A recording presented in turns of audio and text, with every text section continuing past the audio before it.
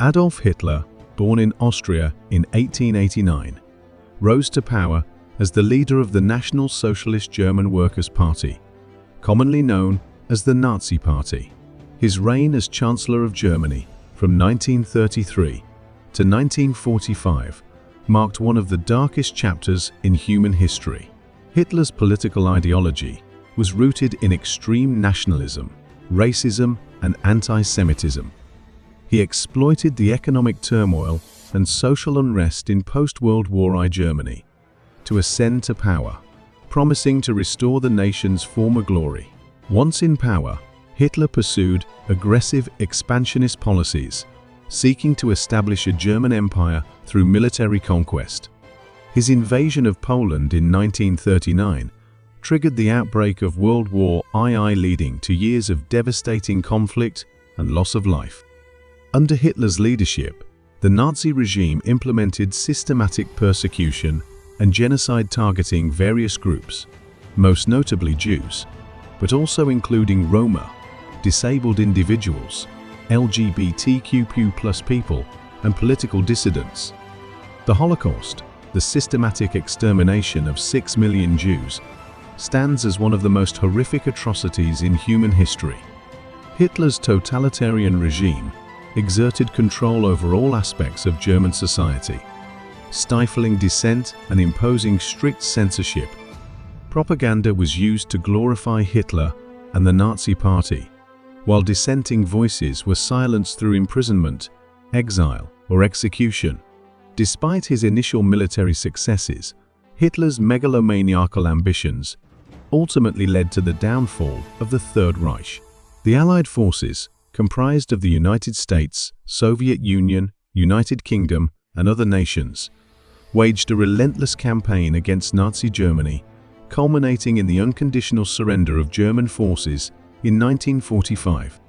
Hitler's death by suicide in his underground bunker in Berlin marked the end of the war in Europe, but his legacy of hatred, violence, and genocide continues to haunt the world to this day. The Holocaust serves as a stark reminder of the dangers of intolerance, prejudice, and unchecked authoritarianism, underscoring the importance of vigilance in safeguarding human rights and promoting peace and understanding among nations. 1/2. In the aftermath of World War, i.e., the Nuremberg trials, held accountable those responsible for war crimes and crimes against humanity committed under Hitler's regime.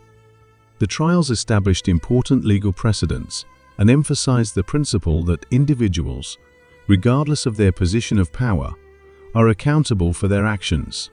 Hitler's rise to power and the atrocities committed during his rule serve as a stark warning about the dangers of demagoguery, scapegoating, and the erosion of democratic institutions.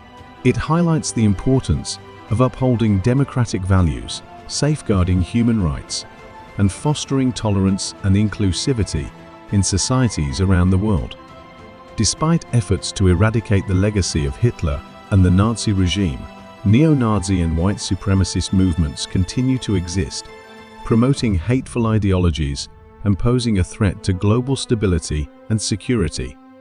It is imperative for individuals and governments to remain vigilant against the resurgence of fascism and extremism, and to actively combat discrimination and prejudice in all its forms. Reflecting on the horrors of Hitler's regime reminds us of the collective responsibility to uphold the principles of justice, equality, and human dignity. By learning from the past and standing united against hatred and bigotry, we can honor the memory of the millions of victims who perished under Nazi rule and work towards building a more just and compassionate world for future generations. The impact of Hitler's actions reverberates through history, shaping international relations, politics, and social attitudes to this day. The Holocaust remains a solemn reminder of humanity's capacity for evil and the importance of confronting prejudice and discrimination wherever they arise. Efforts to memorialize the victims of the Holocaust and educate future generations about the atrocities committed under Hitler's rule continue around the world.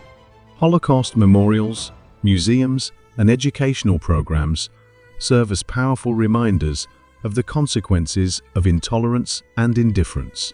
Additionally, the lessons learned from Hitler's regime have informed international efforts to prevent genocide and mass atrocities.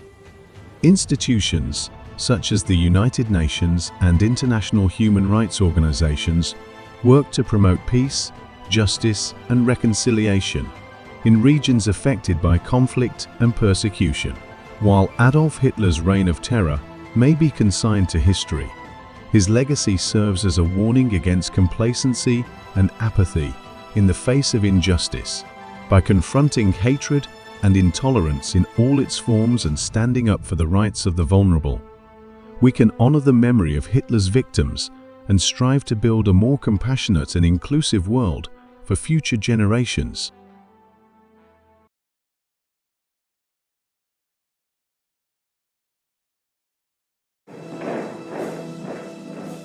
Both the President and Mrs. Roosevelt would talk a lot about what went on.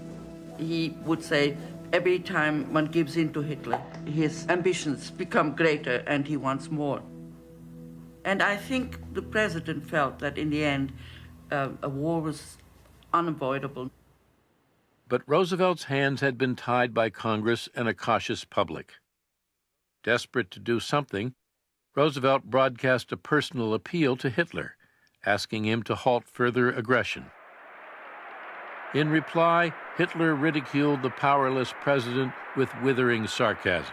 Herr Roosevelt verlangt endlich die Bereitwilligkeit, ihm die Zusicherung zu geben, dass die deutschen Streitkräfte das Staatsgebiet folgender unabhängiger Nationen nicht angreifen, und er nennt Finnland, Lettland, Litauen. Der nationalen Regierung auf den Gebieten des wirtschaftlichen Lebens. Hier wird ein Gesetz alles Handeln bestimmen. Das Volk lebt nicht für die Wirtschaft und die Wirtschaft existiert nicht für das Kapital, sondern das Kapital dient der Wirtschaft und die Wirtschaft dem Volk. Und der Bruch der uns in den 14 Punkten Wilsons gemachten Zusicherungen begann für Deutschland, das heißt für das schaffende deutsche Volk, eine Zeit grenzenlosen Unglücks. Wäre auch ohne weiteres bereit, seine gesamte militärische Einrichtung überhaupt aufzulösen und den kleinen Rest der ihm verbliebenen Waffen zu zerstören, wenn die anliegenden Nationen ebenso restlos das Gleiche tun.